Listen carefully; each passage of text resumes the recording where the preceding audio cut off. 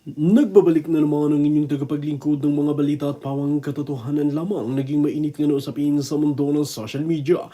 Finish na umano'y may malaking pagpupulong na naganap na ikinagulat ng marami. Mainit na pinag-uusapan ngayon ang susunod na hakbang na maaaring makaapekto sa takbo ng politika.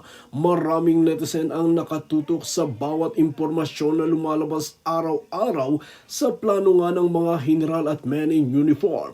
Ayon sa mga kumakalat na ulat, may mahalagang plano umanong pinag-aaralan ng ilang opisyal. Dahil dito mas lalong tumitindi ang interes ng publiko sa mga naggaganap sa bansa. Hindi rin mawawala ang iba't ibang haka-haka tungkol sa posibleng kahihinatnan ng mga kaganapan. May mga ilan na nagsasabing malapit na magkaroon ng bagong anunsyo na aabangan ng lahat. Patuloy namang hinihintay ng publiko ang opisyal na pahayag mula sa mga kinauukulan. Marami ang nagtatanong kung ano ang magiging epekto nito sa mga darating na buwan, ang mga plano ng mga men in uniform. Ang social media ay puno ng sari-saring opinyon at reaksyon mula sa magkakaibang panig.